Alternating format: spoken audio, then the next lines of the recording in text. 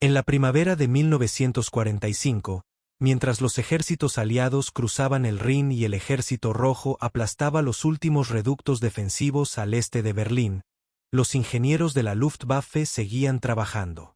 No evacuando. No destruyendo documentos. Trabajando.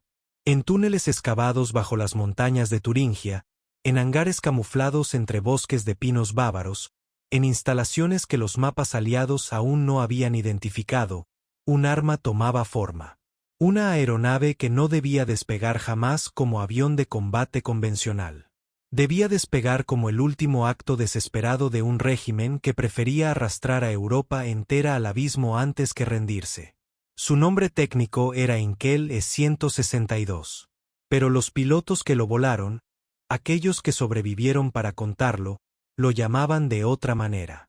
Lo llamaban el Volksjäger, el cazador del pueblo. Y lo que eso significaba en realidad era mucho más oscuro de lo que el nombre sugería. Para entender por qué existió el E-162, hay que entender la situación de la Luftwaffe en el otoño de 1944.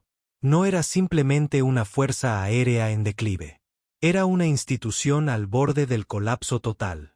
Las pérdidas en pilotos experimentados eran irreemplazables.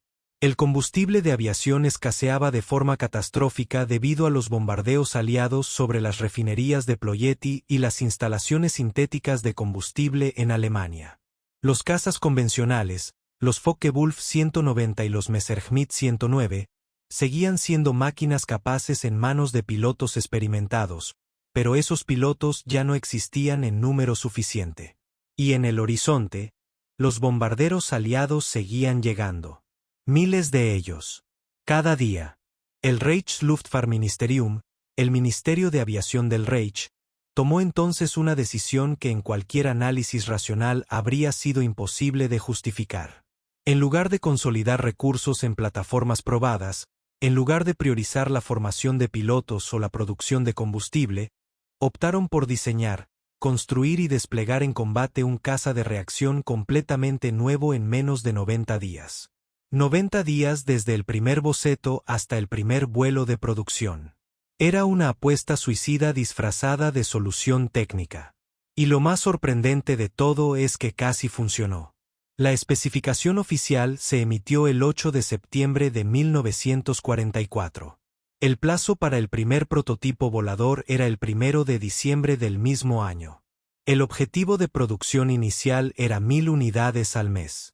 El piloto que debía operar esta máquina, según el plan original del Reichsmarschall Hermann Göring y el Gauleiter de Viena, Baldur von Schirach, no sería un piloto de combate veterano.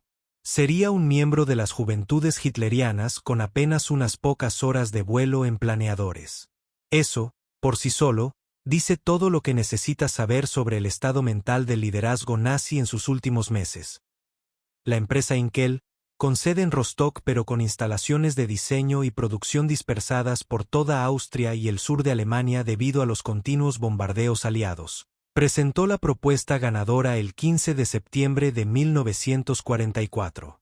Ernst Inkel, el fundador y director técnico de la compañía, era un ingeniero cuya relación con el régimen había sido siempre complicada. Era ambicioso, competitivo y perfectamente capaz de separar la ingeniería de la política cuando los contratos estaban en juego.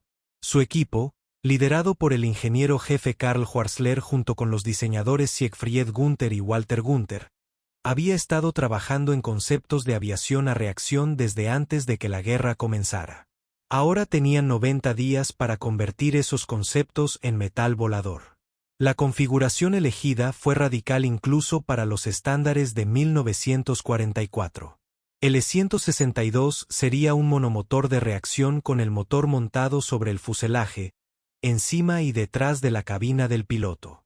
Esta disposición dorsal del motor, inusual en la época, no era una elección estética. Era una solución de emergencia a dos problemas simultáneos. Primero, simplificaba la estructura del fuselaje, que debía fabricarse en gran medida con materiales no estratégicos, madera de abedul y aleaciones de aluminio de baja calidad, porque el acero y las aleaciones de alta resistencia estaban reservados para otros programas.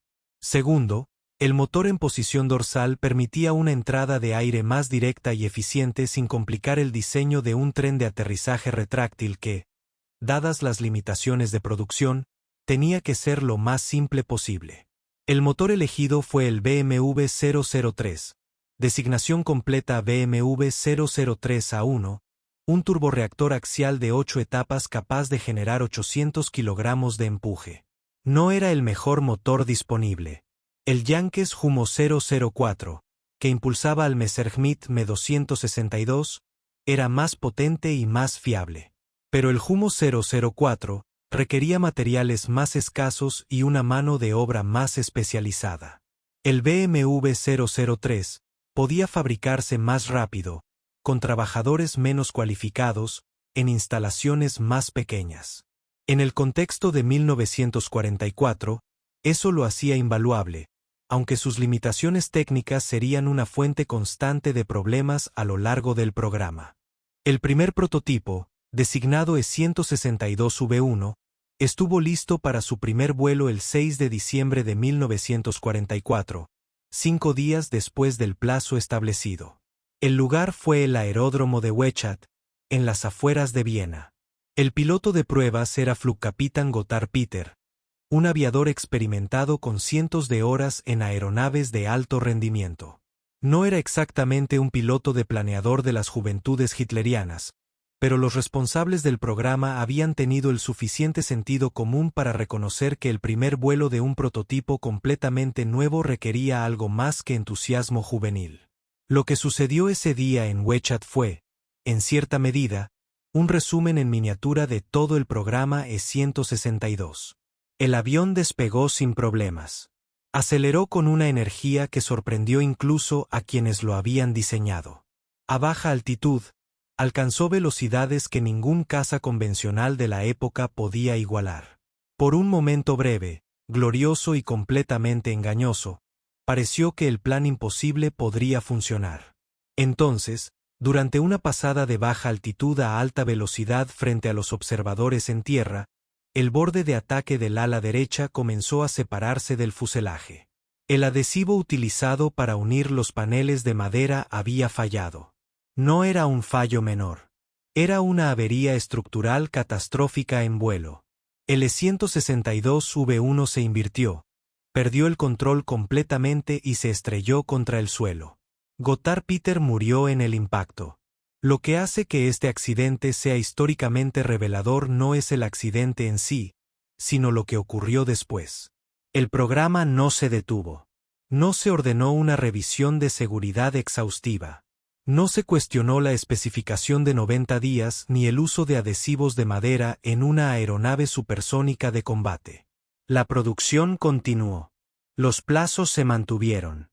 Y los ingenieros de Inkel trabajaron frenéticamente durante las semanas siguientes para reforzar la estructura del ala, sustituir los adhesivos problemáticos y preparar el segundo prototipo para el vuelo, todo mientras los informes de inteligencia aliada comenzaban a mencionar por primera vez la existencia de un nuevo caza de reacción alemán de pequeñas dimensiones. El E-162V2 voló el 22 de diciembre de 1944. Voló sin incidentes graves. Y con ese vuelo comenzó la segunda fase del programa, quizás más impresionante desde el punto de vista técnico y más perturbadora desde el punto de vista histórico. La producción en masa de una aeronave que todavía no había sido completamente validada como segura para vuelo operativo. Las instalaciones de producción eran, en sí mismas, un testamento a la desesperación industrial del Reich en sus últimas semanas. La planta principal estaba situada en Norhausen, en las montañas Sars, en los mismos túneles subterráneos donde se fabricaban los cohetes V2. Se utilizaba trabajo esclavo, en su mayoría prisioneros del campo de concentración de Dora Mittelbau. Las condiciones eran incompatibles con la vida humana, y los registros de producción de la posguerra confirman que la mortalidad entre los trabajadores forzados en las instalaciones de Norhausen fue extremadamente elevada. El E-162 no es únicamente una historia de ingeniería. Es también una historia de crímenes de guerra industrializados. Hacia enero de 1945, las primeras aeronaves de producción, designadas E-162A2, comenzaron a llegar a las unidades de primera línea. El armamento estándar consistía en 2 cañones MG-151/20 de 20 milímetros montados en el morro, una configuración relativamente convencional para la época. Existían propuestas para variantes con armamento más pesado, incluyendo el E-162A1 con cañones MK-108 de 30 milímetros, pero los problemas de vibración asociados con esas armas más pesadas hacían que el avión fuera difícil de controlar durante el disparo, y la variante con los cañones de 20 milímetros se convirtió en el estándar operativo. La unidad que recibió los primeros E-162 operativos fue el Jagdgeschwader 1, con base en Parchim, en el norte de Alemania.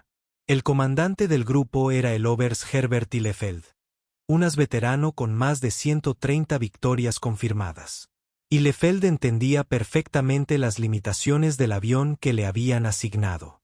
La autonomía operativa era de apenas 30 minutos en condiciones de combate. El motor BMW 003 era extraordinariamente sensible a las maniobras bruscas. Una aceleración repentina podía provocar un apagado del motor en vuelo, un fallo conocido como flameout que, a baja altitud, era casi siempre fatal. La trayectoria de despegue y aterrizaje era notoriamente difícil de controlar, y la velocidad de aproximación era lo suficientemente alta como para que incluso los pilotos experimentados encontraran los aterrizajes emocionalmente intensos.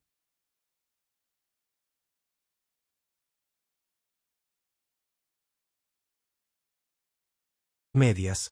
El E-162A2 alcanzaba aproximadamente 840 km por hora, lo que lo colocaba entre los aviones de producción más rápidos del mundo en ese momento. No era tan rápido como el Me-262 en su mejor configuración, pero era significativamente más pequeño, más difícil de detectar visualmente, y en teoría, podía producirse en cantidades mucho mayores.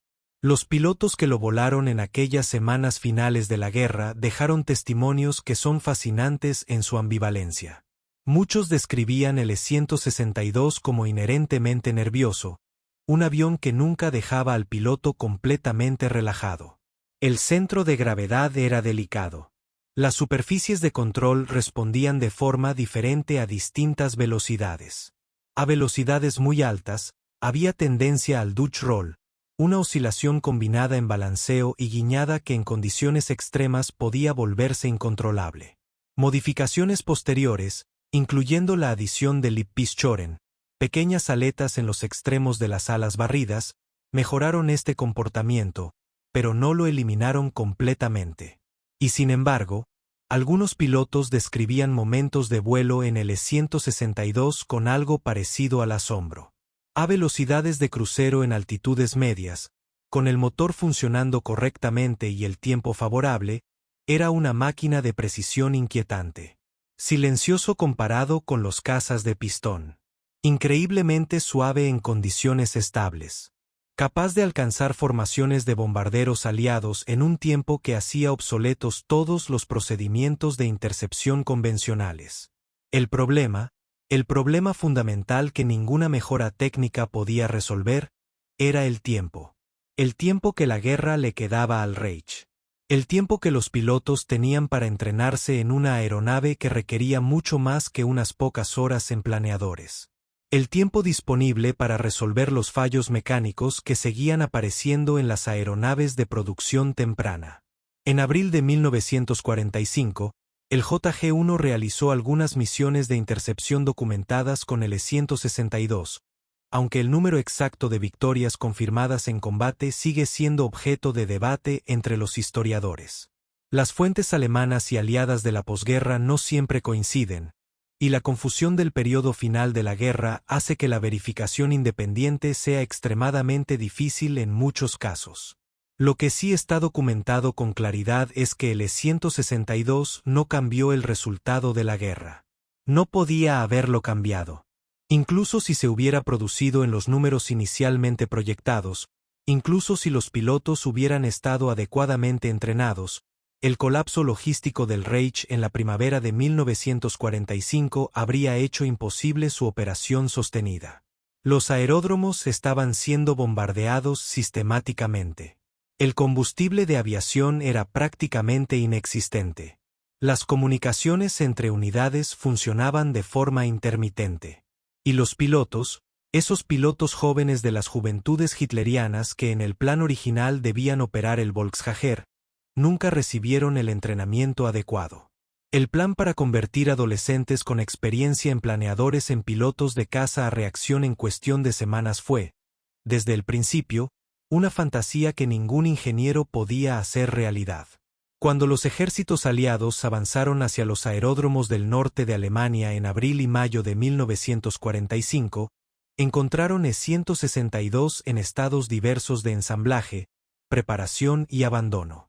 Algunos habían sido destruidos deliberadamente por las tripulaciones alemanas. Otros estaban intactos, con el motor instalado y el combustible cargado, como si en cualquier momento pudieran despegar. Los equipos técnicos aliados, tanto británicos como estadounidenses y soviéticos, los capturaron con una mezcla de asombro profesional y alivio. Se organizaron vuelos de evaluación en las semanas posteriores al armisticio. Los pilotos aliados que volaron el E-162 confirmaron lo que los alemanes ya sabían. Era un avión extraordinariamente capaz en manos experimentadas, y extraordinariamente peligroso en manos inexpertas. En total, se estima que entre 116 y 320 E-162 fueron completados y entregados a unidades de la Luftwaffe antes del fin de la guerra, dependiendo de la fuente consultada. Las discrepancias en estas cifras reflejan la desorganización de los registros en los últimos meses del Reich y la dispersión de las instalaciones de producción. Varios ejemplares completos fueron transportados a Gran Bretaña, Estados Unidos y la Unión Soviética para estudios técnicos detallados. Su influencia sobre el diseño de aeronaves a reacción en el periodo inmediatamente posterior a la guerra fue real, aunque difícil de cuantificar con precisión.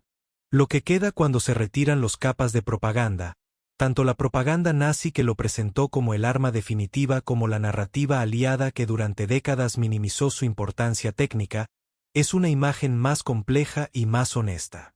El E-162 fue simultáneamente un logro de ingeniería notable y un monumento a la irracionalidad de un régimen dispuesto a sacrificar vidas humanas, tanto de sus propios pilotos como de los trabajadores esclavos que lo construyeron, en nombre de una victoria que ya era matemáticamente imposible.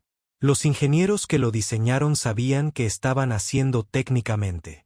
Lo que tal vez no permitían que se filtrara a su conciencia era para qué servía realmente. No servía para ganar la guerra. Servía para demostrar que el Reich seguía siendo capaz de crear. Que la maquinaria del Estado funcionaba. Que el colapso aún no había llegado.